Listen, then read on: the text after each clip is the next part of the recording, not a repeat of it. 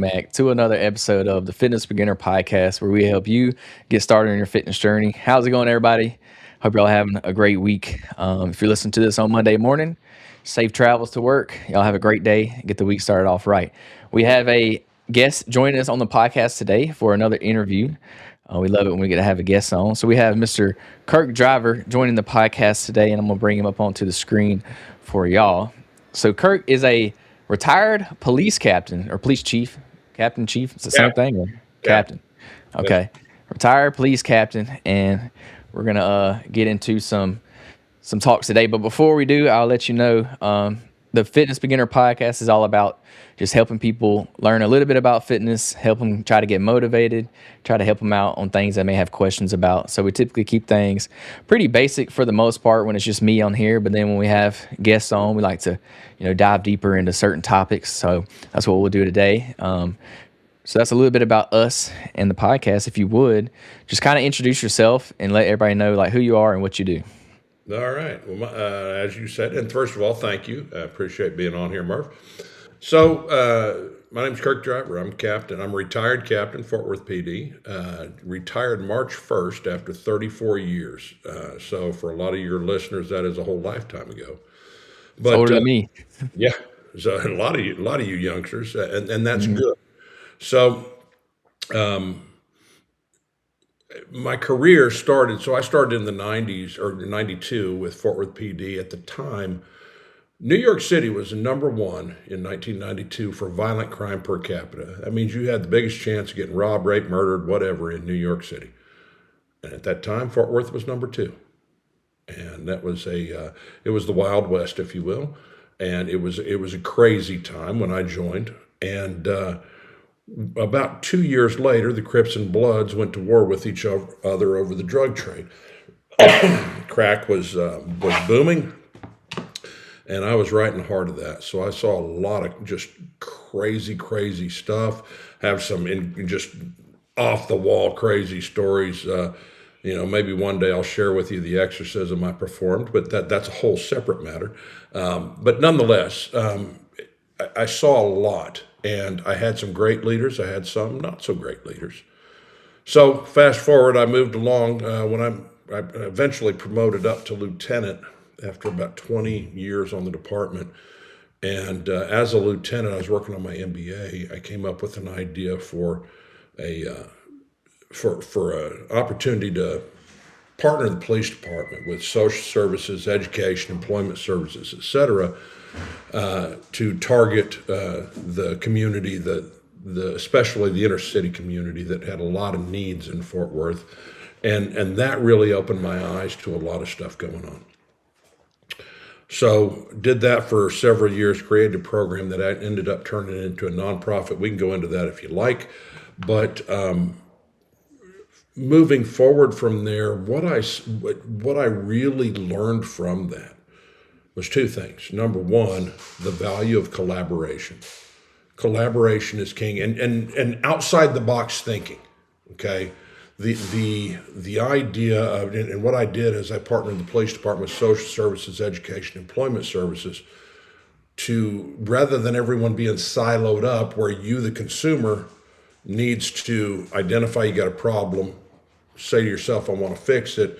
Find the person to fix it, get in front of them, fill out all the paperwork. Instead of all that, I collaborated all these agencies where we targeted one apartment complex, surveyed all the families, identified all those families' needs, and then came back with a tailored prescription of services that were brought to bear on them in 2 weeks for all those needs that we could find. And so I learned the value of collaboration, which is huge, but I also learned, okay, so I was a Marine before this. And in the Marine Corps and in law enforcement, there's a couple things that in law enforcement and fire service, there's so much leadership training that gets pushed on us. And I didn't realize how much of that is lacking in the business world and in the nonprofit world. Like, these people are hungry for basic leadership stuff. So fast forward, I promoted to captain, I moved forward, I did a whole bunch of really cool stuff, and then I retired in March. Now, about a year ahead of retirement, I hired an executive coach. We walked through the drills. What am I going to do when I leave? Because I ain't stopping. I'm not going to slow down. Slowing down, that's how you rust. Just if you stop a tractor, you stop a train, you stop a big piece of equipment, if it sits, all the parts start breaking down. And that's the same with our bodies. And that's the same with our minds. So I told myself, I'm not stopping. I'm not slowing down. Hired this coach. We walked through the drills. I ended up, hey, let's do security consulting. And I did that. Dude, I was like, heck with this. I was like, this sucks. I don't want anything to do with this. This does not jazz me. So, and in fact, I was working out one morning with my bros, or as I call them, my accountability team. But we're working out, and afterwards we ate breakfast, and one of the guys is like, "Hey, how's that security business going? Security consultant." I'm like, "Man, it sucks. I don't want to do this, to be honest." And all of them just like freaking piled on me. They're like, "Really? Well, then why the hell are you doing it? You need to just walk away, push it to the side now. What do you want to do?" Now, about 4 months earlier, I'd sat on a panel, and it went really well. Like a friend of mine called me, "Hey man, can you sit on this panel?" I had someone drop out. Okay, I sat on it, and it was like someone from HR for the city, one of the local city council members, and me. And so they start throwing these questions like, well, what's the best leadership lesson you could give? And the HR person, they were like, well, if you see something, tell your boss. Like, okay, it's like, that's not leadership. Don't sexually harass people. Okay, well, hold up. That's not leadership, that's HR. And then they asked this councilman member, what's leadership? And this guy danced all the way around the issue, but never landed. And he asked me, what's leadership? What's the big lesson? And I'll tell you right now, Murph, I don't know what's the greatest leadership lesson. I would assume that the greatest leadership lesson is the one that lands for you and you actually act on. Same with fitness, right? Mm-hmm. Whatever works to get you doing it, that's what matters. So I can't answer that, but I'll tell you what the first leadership lesson is. And that is, before you even think of leading someone else, you better get your own moral compass in order. And you better get it aligned, and you better have a plan for when someone hits you with something that's not ethical. What are you going to do about that? What are you going to say? How are you going to respond? And so I said that, and people were like, there's a crowd of about 50, and they're like, oh my gosh, this is great. And I'm thinking, man, this is just stuff I live. And at that point, I learned there's a gap between what the civilians see versus what law enforcement, fire service, military actually do. And so this breakfast, they're calling me to task about, you don't want to do this. What do you want to do? And my friend Chris Harris, who was on your show a few weeks ago, he was one of them. And I looked and I pointed at him and said, Chris, I want a keynote. And they're all like, on what? And I said, leadership. I can talk on leadership all day long. And so that started my journey. Literally in February, I retired from the PD after 34 years, March 1st. And I've been blowing and going ever since. So there's my story. Awesome. Yeah, I didn't realize you were in the military too, so thank you for your service. Appreciate that. Someone told me several months ago, thank you for your service. Everyone says thank you for your service, and it's like, oh, you're welcome. What do you say to that? And I was watching this admiral, 4-star admiral, probably a year ago, and I started. He said something profound, and I started emulating him. Thank you for your service. You're worth it. I like that. You're very worth it. Awesome. Yeah. So you said Marines, right? Yes, sir. Awesome. So what made you want to go into law enforcement after the Marines? Is that just kind of an easy transition there, or? Well, yeah, kind of. Um, so my dad was California Highway Patrol. I joined the Marine Corps. I was in the reserves. Did a 6-year contract. I was activated. I did 3 years of that on active duty. The whole time I was in, I was trying to go active, go out to the fleet, and the Marine Corps downsizing, and oh, you signed a contract for this, so you can't go this, blah blah blah. And I went to Desert Storm. I was over there. I served, and we fought in a war zone, all that, and saw a lot of craziness. I came home. I was working for a defense electronics company, and I was bored out of my head, and I was wanting to go active duty, and I couldn't get back to active duty, and so I heard Fort Worth PD was hiring, and I signed on. I was literally, well, you know what? I'll do this until I figure out what I want to do. I'll give it a couple of years. 34 years later, I walked away from the job, so it worked out really well for me, and absolutely loved it. Great organization. Just like every other business, you've got your ups and downs, but just a fantastic ride we've had. So you're real big on the leadership. Like you said, that's what you do your keynote on is Yes, sir. leadership. Yes, sir. I have a system I've created called Zero Gray Leadership, and the idea behind that, that core messaging is, you know, and this is old school. There's a guy named Stephen Covey, was real popular back in the '90s, early 2000s. Had this book called Seven Habits. Seven Habits of Highly Effective People. And the idea, you can draw a circle, okay, or there, draw a circle, and anything inside the circle I can control. And anything outside that circle I can't. So first of all, don't just stop worrying about the stuff outside the circle. Plan for it as best you can, but you can't control it. That's a very ambiguous world. But the stuff inside the circle, this is where I come in with zero gray. Zero gray leadership to me is, let's get rid of all the ambiguity we can inside that circle. Okay? Let's clear communications, transparency, equal. For instance, if you're disciplining an employee, from a leadership position, you don't let your bro make it on some violation when some dude you don't like, you just hammered him. Everything has to be transparent, equal, et cetera, et cetera. And because I was looking at some stat recently, and in like I think it was Gallup poll, whatever, one of the big polling agencies said 62% of the workforce is disengaged. 62%. And 17% of them are actively disengaged, meaning, man, they're just screwing off at work.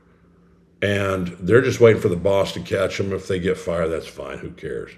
But 62% are disengaged. And one of the major factors behind that is an ambiguity and a lack of clear goals, a lack of being brought into what the organization is trying to do and what they're trying to achieve, and just feeling like a cog in the wheel rather than a part of something larger than themselves.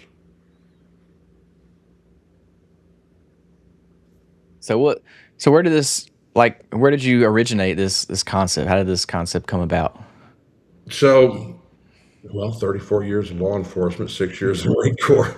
So, and I'll tell you, my first experience with there's several along the way, but my biggest one was when I was over in Desert Storm. I was working on a dock. It's like, that's not me. I was an electronics guy. I was working with an artillery unit, but hey, we had a bunch of ships coming in. We had work parties. We got to go unload all the stuff off the ships so we can get moving forward. And the ships had come in. Now we're eating 2 MREs, those packaged meals a day. And then like a sandwich truck, his truck would roll around like at noon or 1 with pita bread and mystery meat sandwiches. And it was all cold meals. It was just trash. So The ships are coming in, and I end up like I gotta go to the restroom. So I go inside, and it's the restroom's right by the galley, and I'm like, wow, this is pretty nice. It's a pretty nice setup. They it looked like a big cafe, and cook's got some food out and everything, and I get to talking to him. I'm like, man, that's a heck of a spread. How many people can you feed in here? And he says, I can feed a couple hundred a day. I said, dude, can you feed us? He says, well, you're going to have to get the captain's approval. I was like, where's he at? So he gets hold of the captain. Captain comes down. And I said, hey, me and my boys, we've been eating cold meals for like 3 weeks. Can we score a hot meal? He says, oh, yeah, no problem, dude. He says, just fill out this chit, leave it in the box, and how many people are you talking about? I'm like, it's 72 of us. He said, no problem, man, no problem. Just fill out the chit, leave it in the box. We'll charge the government when we leave. We'll get resupplied. It's all cool. So I did that. And then the next ship, and then we were doing that like once a day, every day until we got that ship out. And then the ship leaves. Next one comes in. First thing I do, and I meet with that captain. Hey, man, can you hook us up? Yeah, absolutely, dog. We'll take care of you. So this goes a couple times, and then this, so I'm rocking my team. And my team's motivation is just through the roof. And I'm a sergeant, which is not, that's not real high. So this gunnery sergeant comes up to me, shows up one afternoon. You driver? I said, yes, sir. Yeah, I am gunny. Come with me. Well, where are we going? Captain Black wants to talk to you. Well, who's he? He's the guy who runs this port operation. I'm like, okay. I don't know what this is about, but it's like this ain't going to go well. So I meet with this guy. And, Captain Black, Sergeant Driver, reporting his order. What can I do for you? He says, did you tell these guys they can eat on that ship? Yes, sir. Yes, sir, I did. Well, who told you could do that? I said, no, nobody told me. But we're eating 3 cold meals a day. I saw an opportunity. I met with the captain of the ship. He's agreed to it. Everything's cool. My guys are getting a hot meal, and I don't see a problem, sir. He says, okay, well, walk with me. And we walk a little bit, and he says, I really appreciate your initiative. He says, let me tell you something. He said, you need to remember one thing, 3 words. Mission, men, me. In that order. You take care of your mission, first and foremost. You take care of your personnel, because they're the ones that are completing the mission. And then you take care of yourself. You got to do your self-care. You do those 3 things in that order, you're going to go far in this Marine Corps. And I found out later, I transferred that to the police department, and it works everywhere. You take care of your mission, you take care of your people, you take care of yourself, in that order.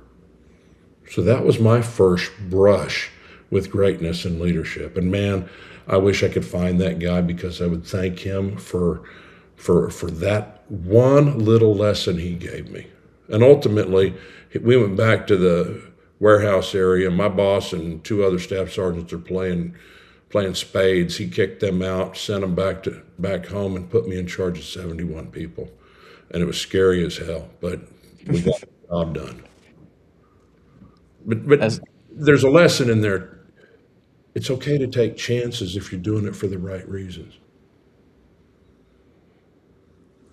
I agree. I like that. You just took initiative, and it's like the saying, don't ask for permission, just ask for forgiveness. Exactly. I'd rather ask for forgiveness and permission. Yeah, it's a lot easier to get that. So the guy he didn't have a problem with you doing that in the end? Not at all. Initially he was pissed, but he's like, well, why'd you do this? Who told you could do this? I said, nobody told me I could do this. My people needed this. And it didn't cost us anything.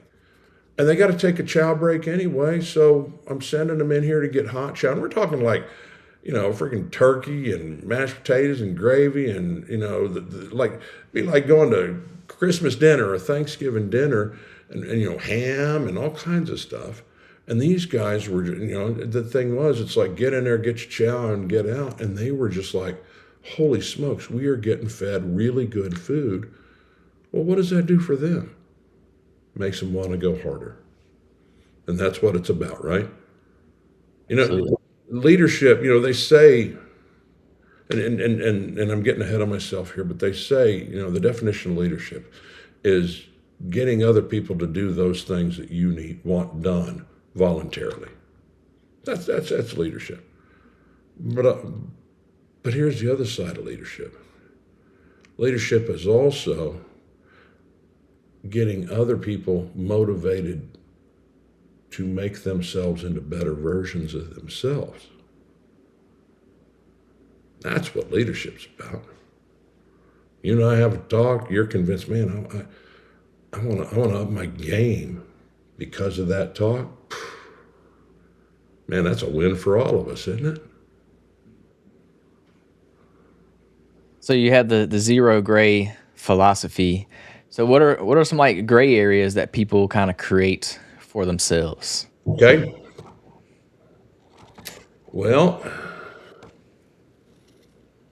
I had a boss who, and the obvious ones, okay. I had a boss who, at one point, he, he approached me. Hey, I want you to do this. I don't want you to put it on the timesheet. Can you, take care of this? We'll take care of it on the side. Okay, basically fudging the numbers. And if you do that, I'll take care of you. Okay, well, I said no to that. My co-sergeant said no to that, but 4 other sergeants at the time, and put that as management, mid-management, if we had converted to the civilian world.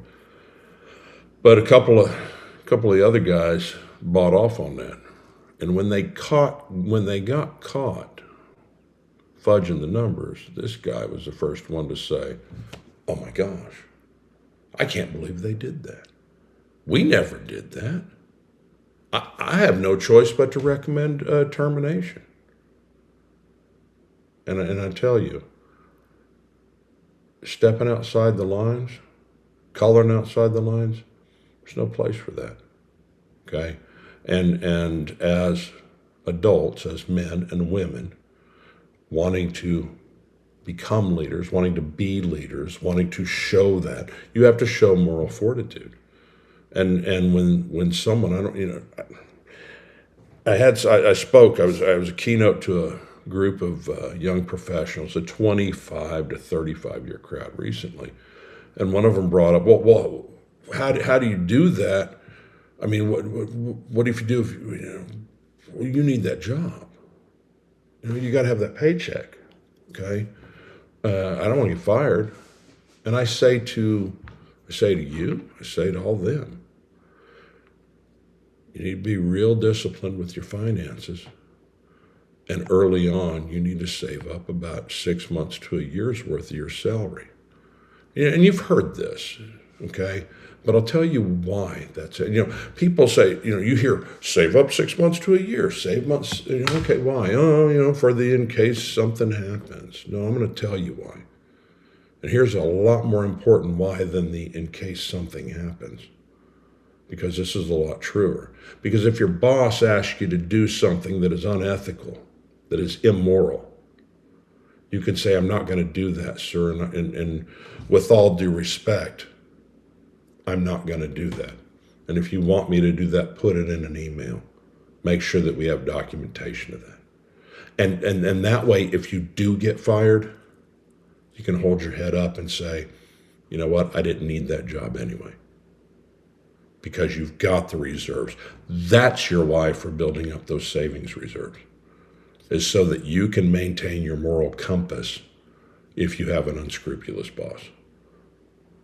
There's so many different ways that people can, try to get you to cheat or lie or steal or whatever. Murph, you ever take martial arts? No, I haven't done any martial arts. No. So I took martial arts many years back. I made it up to second degree black belt. I had a great instructor. My sensei was Grandmaster Richard Morris, and this guy was, I mean, gosh, this is a beast. And we used to do these drills called one steps, or excuse me, we do a one step, but we'd also do a three step. And I love the three steps. And the three step drills, two of us face each other. Let me get to the camera. Okay. We bow, and then, okay, this guy's going to do, and strike. Okay. So boom, boom. He said, boom, strikes, and he stops. Okay. He stops. And this guy over here, he does his first three moves. It's going to be a block. It's going to be a strike. It's going to be maybe an elbow strike or an knee strike or whatever. He does his first three moves. And then they stop, they bow to each other. And then this guy does his, okay, strike and stop. And then this guy does his first three moves. And we do that over and over and over again. What that does is you're preloading your first three moves. And the only decision you have to make is, am I going inside or am I going outside that punch? What that does for you is it buys you time. That this person just punched. I already know the first three things I'm going to do. Pardon me. The only decision is inside or outside. Well, where I'm angled, I'm inside. Boom, boom, boom. But while you're doing that, you're already thinking about the next moves. Right? It's easy to understand, right? Now let me explain how that transitions. I suggest to your audience, in your work environment,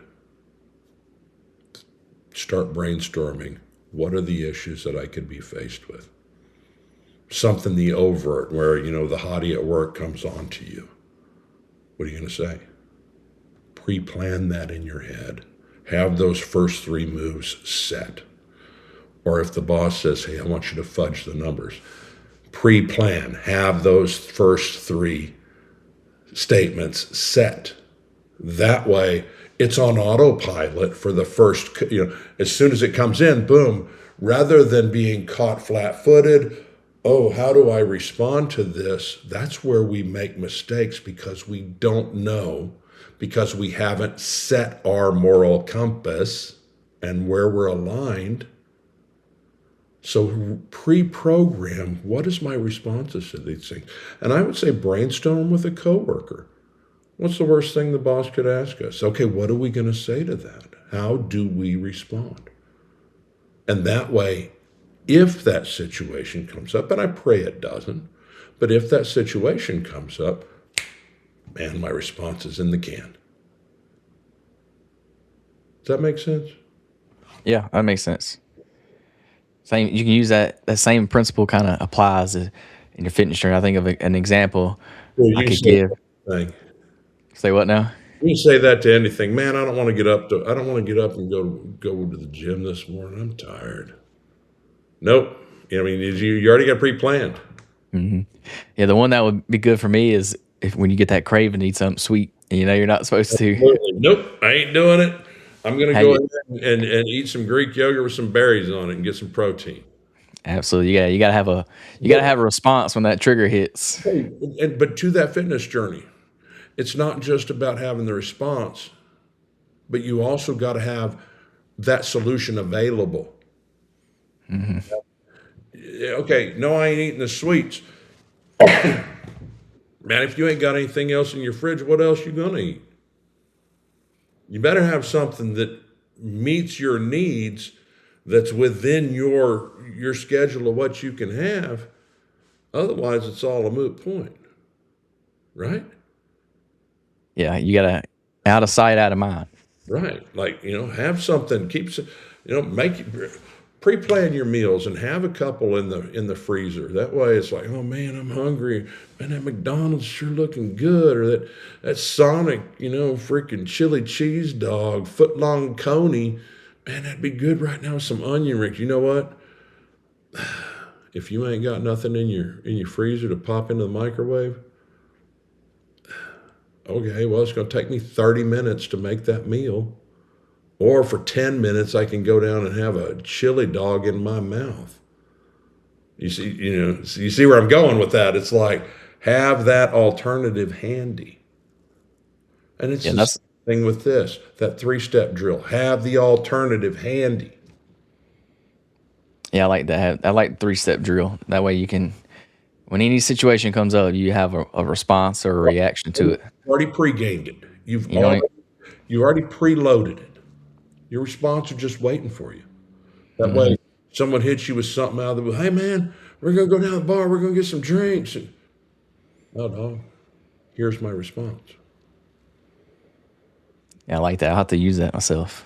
One for me is I meal prep. Like kind of like you said, I like to meal prep my meals, and I keep a few extra in the freezer. So if I get that craving, I know I have something quick I can eat. I don't have to cook something because cooking is like the worst. What's your go-to? Oh, I'm basic. I like the body butter, chicken and rice, beef and rice, vegetables. All right. I'm basic like that. I don't. Yeah. I will tell you a trick though, a little hack that can make your beef and rice or chicken and rice a little bit better, and that's to get some bone broth. I don't know if you ever had bone broth, but if you Yeah, man. pour it in there, Yeah, just like moisten it up with it. yeah, pour that on top of there when you put it in the microwave, Yep. and it just gives it some extra flavor. Oh, Well, and rice, when you try and microwave frozen rice, it always turns out all dry and looking like little, little pellets on your plate. You throw a little bone broth on there. Yeah. it livens it up a little bit. Or even chicken broth or beef broth, that'll Yeah. work in a pinch. But yeah, bone broth gets you the collagen and everything that's good for you. Yeah, that's what I've been doing lately is the bone broth. I found that out recently, so I've been using it a lot. I like that. Good deal. All right. What else you got for me, brother? So let's see. What are some like gray areas that people? How can they use that zero gray philosophy in their fitness journey specifically? Can you think of any ideas? Well, on a fitness journey specifically, zero gray. Okay, let's talk about that. Eliminate the gray areas. You go into the gym. You keeping notes? Okay. Are we just going in, well, I'm going to do what I've done, kind of, maybe. When I get to the gym, well, I'm going to do, I think I'm going to do chest today. And I'm going to do chest and I'm going to do a push day. Okay. Someone's on that machine that I always use. Oh, man. Well, what are you going to do? Okay. How do we get that gray area out of there? So the thing about zero gray, it's all about communicating and it's all about measuring and it's all about removing ambiguity.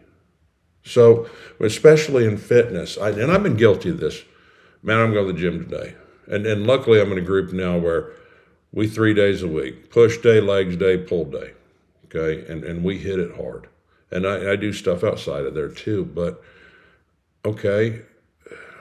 And I've been in this position where before I got in this group and we knew exactly what we were doing, the exact exercises we're hitting, I go into the gym, well, what am I going to do today? Okay.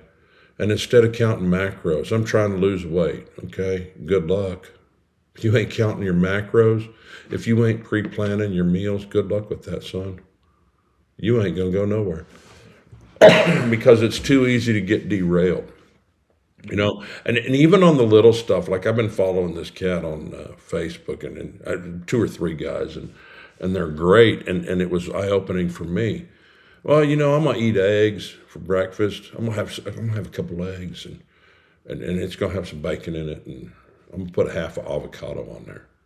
Not realizing a half of avocado, you know how many calories are in that half? I mean, it's good. Well, it's good fat. Yeah, but gee, many Christmas, you know how many calories are in that thing? Or in whole eggs. I mean, don't get me wrong, eggs are good for you. But how about 1 or 2 eggs and then fill out the rest with egg whites and save the if you are trying to go into deficit, save those calories because egg whites versus eggs, if I've got an egg or 2 in there to give it some yellow, I can't taste the difference in that versus, throwing in extra egg whites versus eggs. Or the same thing with peanut butter powder versus peanut butter. You know the difference in that? I mean, a scoop of peanut butter is what, a couple hundred calories? A big scoop? Mhm. As opposed to a big scoop of peanut butter powder is like 60? Why? Because they took all the damn oil out of it. And it's those little hints, those little tricks where you're watching your macros. Okay, well, I'm eating healthy. I'm eating peanut butter's healthy. It's supposed to be healthy. Almond butter's healthy.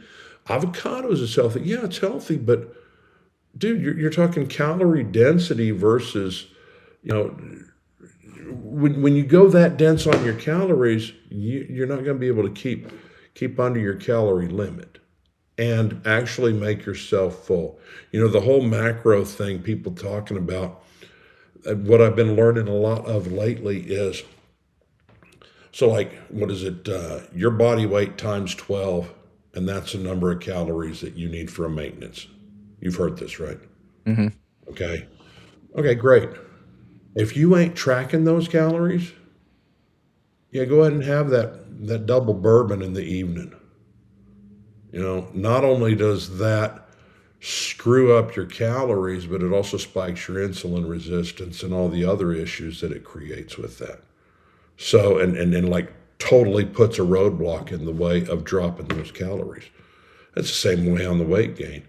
If you eat a bunch of trash and you're not actually putting good, healthy calories in, the gains that you make are going to be trash too, and you're going to feel like crap. Yeah. That's What? that's my stance. Mhm. Yeah, there's definitely some little hacks you can do to just There reduce your are. overall calories. You There- you brought up the peanut butter powder. I actually really like the peanut butter powder. It's Right. not quite the same, but it's close. It's not, but you know what? The, anything that you're trying to do, if it's worth it to you, it's not going to be easy. You just got to suck it up and make it happen. What's more important to you? Having fun with your bros, going out and partying and getting liquored up or whatever, or getting your physical health in order where it needs to be? Because one's a short term gain, the other's going to have long term results. And I'll tell you, as much as, oh, don't judge people, blah, blah, blah. First impressions are huge. And when anyone, I was a cop for 34 years. 34 years. And one thing I got really good at is reading people. And if I see a dude who's muscled up with a body fat, call it 10, 12% or lower, I know that guy's got the discipline to go do something. And that means something. And that means something to employers. That means something to prospective mates who they may not even be able to articulate it. But when they see somebody who, you got a dude over here who, man, this guy's, he's fit. He looks good. Clothes are clean, he's groomed properly, et cetera, et cetera. Versus this other dude over here who's kind of sloppy.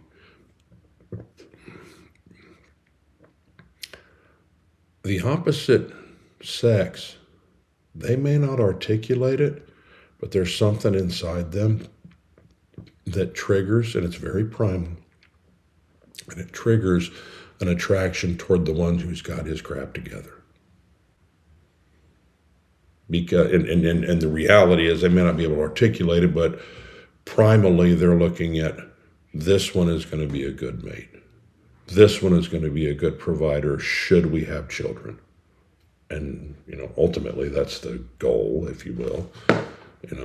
Eventually, I know you got a bunch of young guys and they're probably out here, just freaking doing their thing. But ultimately, ultimate goal is to settle down, make babies, push the race forward and make us all better as a result. And that being said, get your own house in order, first and foremost. The chili dogs can wait. And the 90-10, 80-20 philosophy, whatever you want to call it. Make 80 to 90% of your diet the good stuff. Go out and binge every now and then on one meal, not a whole damn day, but binge on the one meal. And That's how it works out, because you've heard this, probably 1,000 times. Abs are made in the kitchen, right? Yeah, for the most part, yeah. Obviously you got to do the work, but the reality is it's about 70% nutrition. I mean, that's all of fitness in general. It's mainly nutrition. Absolutely, it is. Yeah. Absolutely. Going back to the first impression thing, something that I mentioned on the podcast a lot is a fit, like healthy body is the one thing that you cannot buy. Like you can't fake it. You Correct. can't. There's a lot of things like going back to first impressions. Like you can kind of fake a first impression. You can give a good first impression if you really want to, but you can't fake your body. Like you Correct. can't buy a new body. You can't rent a new body. You can rent a Lamborghini. You can't rent a fit body. So that says a lot about your about who you are just by the way you look, by the way you show up. It says a lot about your mindset, and Hmm. even more about your discipline. And discipline is key. You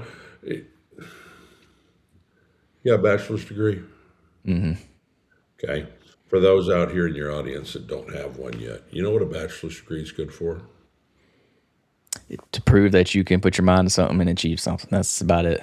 That's it. It's a weed out course. It's to prove to a potential future employer that for 4 years you showed up, you actually turned in stuff on time, and you took care of your business to a satisfactory level that the people at the college said this guy turned in his work and it was acceptable and he is able to move forward. It is literally a test of your discipline. That's the biggest thing. And that's why it don't matter if your degree's in art history or PE or physics. The fact that you got a 40-year degree, that's what most employers want. Now, obviously, if you're going to work for a defense contractor as an engineer, they want an engineering degree. But short of that, a degree is just proof that you could stick with something for 4 years. Yeah, I always say a degree is just it's college is just a weed out course. It is. It weeds out the people that ain't cut for it, that ain't gonna make it. That is correct. Uh, and I'm prime example of this because I have a logistics degree and I don't work in logistics at all. I work in construction now, so it's like But that's true. yeah, And people don't realize, and I know most of your audience is a younger crowd. The average person in today's environment is going to bounce through about somewhere between 4 to 7 careers, what they think is a career, before they land on the one that's right for them. And that's okay, because that's normal. It's fine. But more importantly than any of that is being disciplined enough to take care of yourself, always continue growing. Physical fitness is a piece of it, mental fitness is a piece of it, constantly learning, constantly growing. Brother, I'm 58 years old and I am steadily, constantly growing, trying to push myself forward to the next level. Why? Because I can.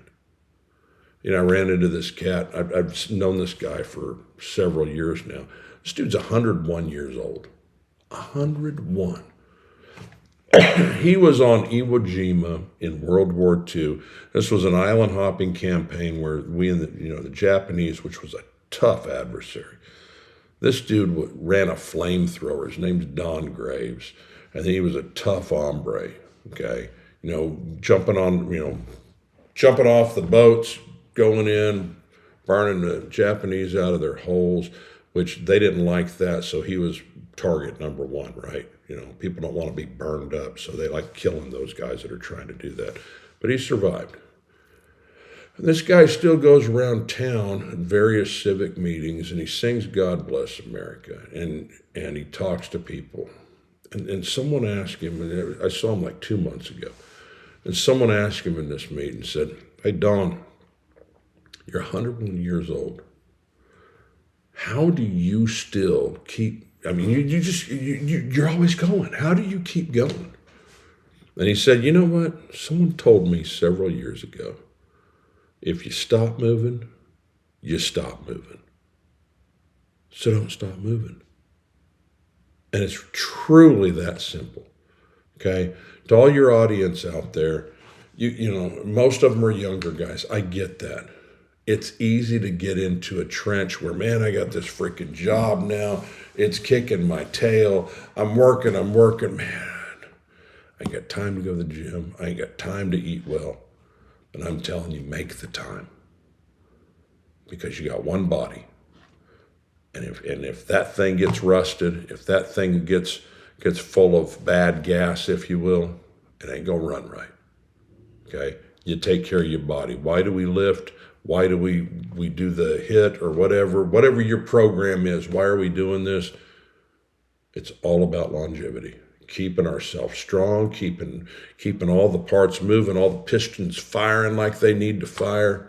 Keep this engine rolling as fast as we can. We eat clean food. That's clean gas to go in it. Okay. I went on keto several years ago, just for a short period of time, and I did it. Man, after about I had the keto flu about the third day. When your body's transitioning, but man, I felt like I was on fire after that. I was just go go go. And I met my weight goal about 2 weeks later, and I celebrated with a big old plate of greasy enchiladas. And man, they tasted good in the moment, but the next day I felt like someone beat me with a bag of hammers. I felt horrible. And it's because you put bad gas in the machine. Machine don't work as well. It runs rough. Yeah, I think a lot of people have gotten used to how that machine runs with bad fuel in it. Yeah. They just gotten used to it. You get used to that. But I'll tell you what, you go clean for a while, start putting clean carbs in, start putting in heavy protein meals, good ratios, clean fats, not the crap fats. If you eat clean, when you have that bad meal, you will notice immediately. Absolutely. And I always like to say, if you don't use it, you'll lose it. You're talking about Exactly. keeping your body moving. And again, if you stop moving, you stop moving. Your body, your mind, all of that. Rust sets in quick, especially as you get older. And when young man, I've known some young guys like, well, I'm gonna go run a half marathon this weekend because a buddy dared me to. Yeah, okay, cool. That's great when you're 27. You can probably pull that off. Try that at 47 or 57, and you can probably do it. But man, you're gonna pay for it. So it's important to develop those habits as a younger man. That's going to keep you when you're an older guy. And you can definitely tell, like the older generation, you can tell who kind of maintain their fitness throughout their life instead of starting later in life. Absolutely. It's a lot harder to start later than it is to just continue on. Same thing with finances, right? Absolutely, yeah. And to your younger crowd, finances is important. Okay. As a young man, if you sock away 100 a month or 200 or 500 a month, you do that for 20 years, 30 years, you get to my age. If we're both going to, let's say 70, I got 12 years to get there. Someone who's got 50 years to get there, it takes me a lot more money to catch up. And I mean, not even what you would expect, but like exponentially larger money because of the value of compounding interest. And it's the same with keeping your body in check. Like you said, it's harder to get started if you've been a slob and eating a bunch of Twinkies and all kinds of Oh, sorry, you got a younger crowd. Twinkies is a paper we used to have back in the day. No, I'm kidding, but you know what I'm saying. It's like you eat trash food all your life. And as you said, when you're in your 50s or 40s, whatever, and you're trying to get started, it's harder. It's harder. That whole Newton's laws of motion. An object at rest tends to stay at rest, and an object at motion tends to stay at motion. That applies to our bodies as well. Yeah, I've never thought of Newton's law, but that makes sense. I like that. It That's does, a good right? comparison.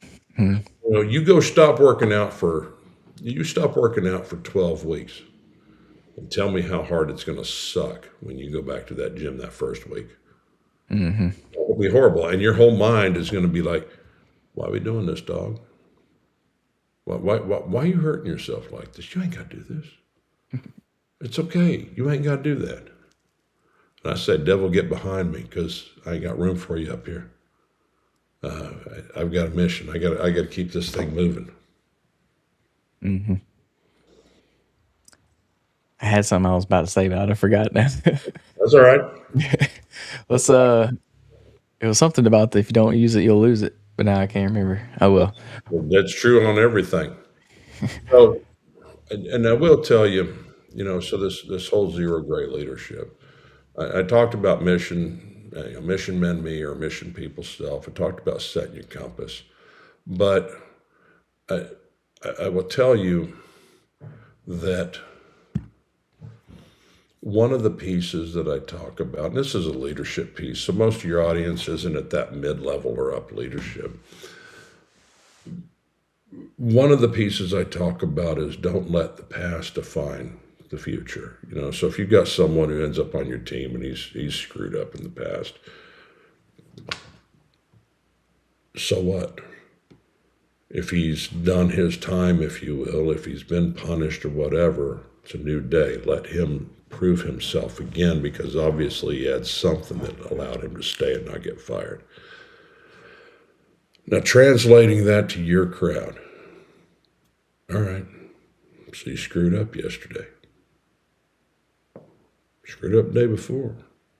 Screwed up the day before that, whatever. You may have screwed up for the last 12 weeks. Get your butt back in the gym. Get your butt back on the horse. Get your butt back into eating properly, because tomorrow's a new day.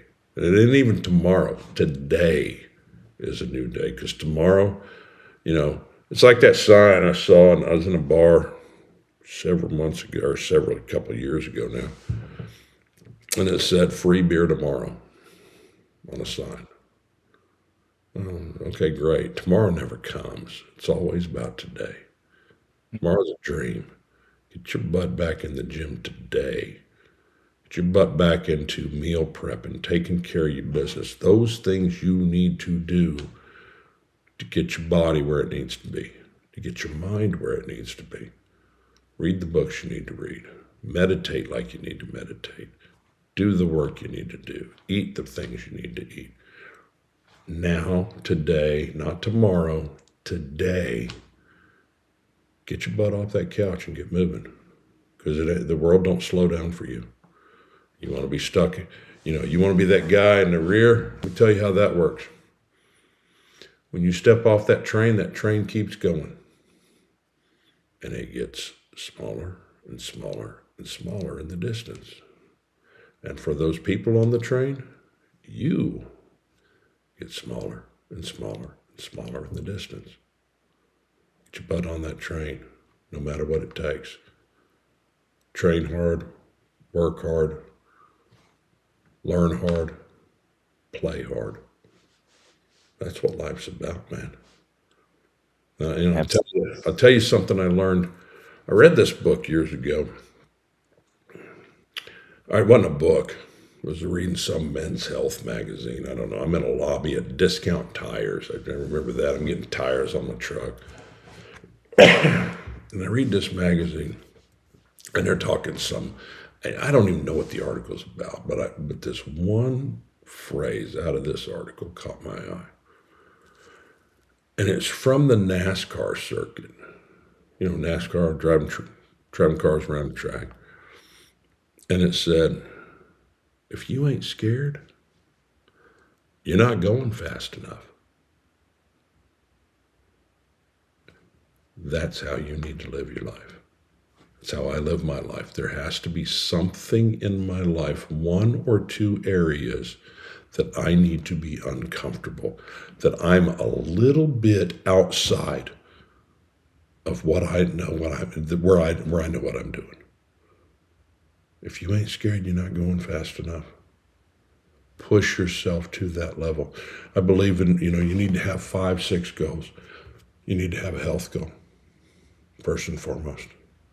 You need to have a wealth goal. I want to be debt free, or I want to be whatever. Okay, I want to have a 6-month salary in the bank. Health, wealth, family. What are you doing about mama? What are you doing about daddy? They're getting older. Are you keeping in touch with them? What about your siblings? Does any of them need health? What about your kids if you got kids? That's the family goal. Okay, health, wealth, family, work. What are you doing about work? Where are you pushing yourself to grow at work? Do you like your work? Do you hate your work? If you hate your work, why are you still there? Why aren't you doing something else? That could be your work goal. Okay, find that niche, push it, and push to be the best at whatever you're doing. Health, wealth, work, or health, wealth, family, work, relationship. Okay, that means mama, wife, girlfriend, whatever, boyfriend, whoever it is. Okay, what are you doing to lean into that? What are you doing to make that important? Because, and I will tell you, your younger crowd here, who you choose as your mate will make or break you for the rest of your life. Don't choose them just on looks or how well they do X, Y, Z to make you feel good, whatever have you. Look at the whole picture of this person. Is this person going to elevate you? If they do not elevate you, bye-bye. And I know that's cold, and I know that's harsh. This is the person that's going to determine whether you're in the poorhouse or whether you're wealthy, whether you are happy or whether you are miserable with your life. This is one of the most important decisions you'll ever make. It's who you attach yourself to in a relationship. And I know that from experience. So we got health, wealth, family, work, relationship. And the sixth goal, make that a fun one. Whatever, a personal goal. You want to learn to play guitar? Great, learn to play guitar. You want to skydive? Great. You want to fly a plane? You want to, whatever. Find you something that you can lean into that is nothing but fun, but make it challenging. Make it something that you have to earn. You want to play golf? You want to play disc golf? Be the best disc golf player you can be. But that's it. Those are my 6 things. I like those. Those are good ones. I like to say your goals should be big enough to where they scare you a little bit. Kind of like you say, if you're not going fast enough, then Yeah, then your goal's not right. if you ain't scared, you're not going fast enough. Yeah, yeah, I like that. For example, last year I ran a 100-mile ultra marathon. Did you really? Look at you there, Yeah, Goggins. and that was I That was was a in. beat down, wasn't Oh it? yeah, that was That's a a prime example. Yeah, well, for sure, for sure. That's a prime example of if your goals aren't scaring you, then they're not big enough. Because I ain't gonna lie, I didn't think I could run 100 miles. That goal scared me. I was like, screw it, I'm just gonna go for it. I didn't even do 50 miles before then. I was like, I'm going did straight to the it. 100, and I'm doing it. Did it right, Oh yeah, I completed it. and it So sucked, and it hurt, and it messed with your head the whole way. I imagine. absolutely, it was tough. It was probably the hardest thing I've ever done. But tell me how you felt. Not as soon as you finished, but 5 minutes later. Oh yeah, I mean it was definitely well worth it. During the race, I told my mom and my wife, I was like, "Don't ever let me sign up to do something as stupid as this ever again." And Yeah. then as soon as I got done, I was like, "All right, I'm doing another one." Now the next day, how'd you feel? Oh, I was physically, I was beat down. My body was tore Yeah. up. Mentally, how did you feel? Just proud of myself, happy that I showed up every day for training, and King of the it was world. definitely worth it. King of the world. Like an Hmm. ice bath on steroids, man. Yeah. And good. And that's what all you listeners out there, that's what you need to strive for. Pick something.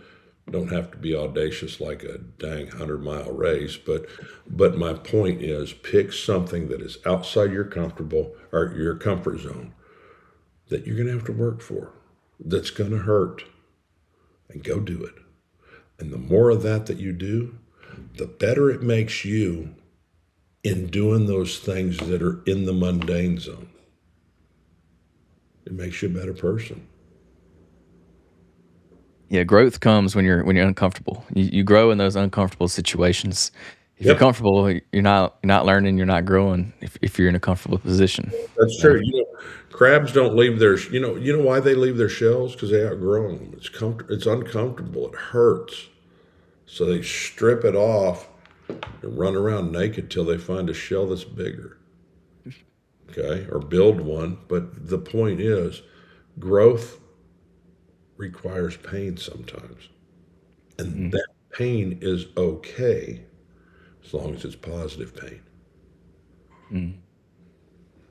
And you can almost argue that in order to grow, you're going to experience some kind of pain or setback or Absolutely. obstacle, Absolutely. something like that. If you're not failing, you ain't learning. Yeah. Because all good lessons come with pain. You know, what is that? What they say? Wisdom comes from, I think Dean Martin said this, that is a singer years ago, and kind of a wild guy. Said, wisdom comes from experience. Okay. Now, experience, well, that comes from lack of wisdom. Yeah, that is true. There's some truth in that, right? You got to go through the pain to to learn those lessons, and that's okay. That's part of growing up. It's part of being a man. It's part of being a woman for those females in your audience, and that's okay. Hmm. All right. I want to respect your time, so I'm gonna ask you one more question if Go you still got ahead. time. So what's one leadership lesson that you think everybody should know? One leadership lesson I think everyone should know. Um, Back to what I said.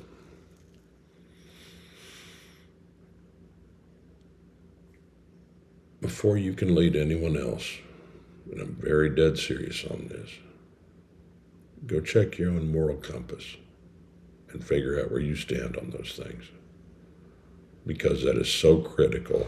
If you're going to try and lead anyone else forward into anything, you got to have your own head locked on straight. You got to be able to when that when someone throws a curveball at you, you got to know, okay, it's black or white. There is zero gray in my decision here. That and there's so many gray area stuff, but we know inside ourselves. You know, I had a guy tell me years ago. This guy was a retired Marine Corps chief warrant officer, and he said that someone had told him this years prior. Said, if you're about to say something or do something, and you stop and you do this, you're looking around, see if anyone's there. Don't do or say whatever you were going to do. That right there is a red flag. That's your warning system saying, okay, if I got to look around to see if anyone's going to see me or hear me, don't do it. Don't say it, because you know it's not the right thing. And That's that's an good advice right there. easy lesson, man, right there. Know your Yeah. own compass, though.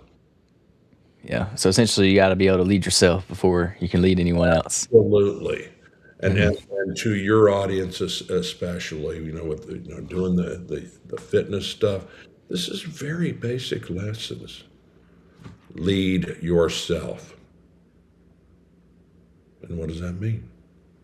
Well, that means get your butt back in the gym, get your eating right,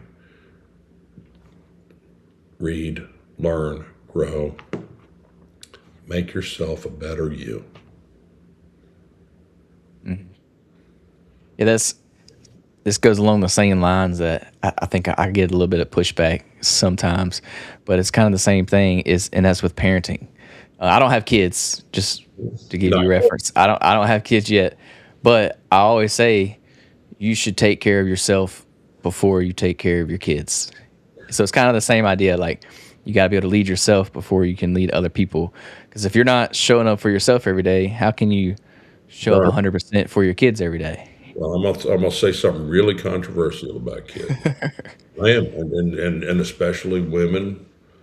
A lot of women don't like to hear this, but this is God's honest truth, and it is scriptural. Okay, yes, you are right. You got to lead yourself, and you gotta make yourself good. Because why? Because your kids are looking at you. They're Hmm. watching you. When you have children, they are watching mommy and daddy to see what kind of person they're going to become. But I will say, in addition to that, your wife, your children, your husband, your children, depending on who it is in the audience, that relationship between you and your spouse has to come before the relationship between you and your children. Mm-hmm. And so many, and a lot of women especially, just my observation, and again, this is a controversial statement, will disagree. Oh my gosh, no, my children come first, even before this man. Problem with that is, what are you teaching your children? Do you want them to be solid grown-ups? Do you want them to grow into healthy relationships with their spouses? Or do you want their spouses to be disposable? Because if the kids come before the spouse, where does that leave them? The spouse has to be the top priority in that relationship. When the kids see that, then they learn what a healthy relationship looks like. And ultimately, here's the other side of that. In 20-ish years, those kids are going to go off and move out on their own. And if you made them kids the most important thing and left your spouse behind, what are you left with when they're gone? A spouse has to be the most important thing in that relationship. You have to love them, you have to cherish them, you have to lift them up on a pedestal, you have to believe in them, you have to tell them you believe in them and show them that you believe in them. You take care of yourself. Why? To take care of your spouse. I'm gonna throw. We got a few more minutes? Yeah, you're good. All right, I'm gonna throw something at you. I'm 58 years old. My wife's 60. My goal is to make myself healthy enough that I outlive my wife. Now, a lot of people would say, "Well, okay, that's weird. You want to outlive your wife. What's up with that?" I'll tell you why. Being a widow or a widower is a very lonely place. Every love story ends in tragedy. I want my wife's last words, her last dying breath, her last sight, to be looking up at me as I'm comforting her, as I'm cherishing her, as I'm holding her, as I'm telling her how great of a person she was, how great of a wife she was, how great of a mother she was. I want that to be her dying breath. I will take the loneliness. I don't want my wife to have to go through that. That's my fitness goal. I like that. I've never heard that one before, but I like that. I never thought of it that way. That makes sense. Yep. And as men, these are the things we should strive for. Yeah, that's a good goal to have. Yep. I like that. Well, it's pretty deep. Sorry, dude. Sorry to take it No, down. you're good. But there you have it. Yeah, I like that. I have to remember that one. I'm still young, so I hadn't thought that far ahead, but that makes sense though. But at the same time, you're gonna be there, and God willing, it's gonna be with this woman. And it's after many years and some kids down the road, and all the trials and tribulations and heartbreaks and all the joy that you've had in that relationship. Absolutely.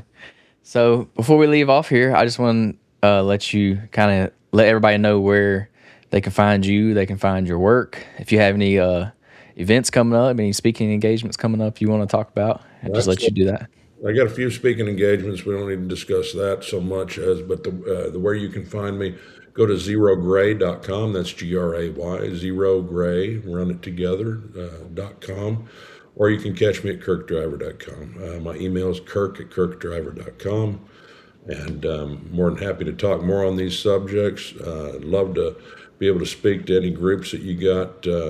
Anyone has a group out there looking for a keynote for an event, that's what I do. And I'm working my way into workshops and small team coaching as well. Awesome. Well, thank you so much for joining the podcast. I enjoyed our time together. I'm sure the listeners will learn something about leadership, leading themselves. So I'm glad. Hopefully, they can take something from this episode today. So I appreciate it. Well, thanks a bunch, Murphy. All right. And that's going to do it for today's episode. Y'all be sure to tune in next week for another episode of the Fitness Beginner Podcast. Y'all have a good day.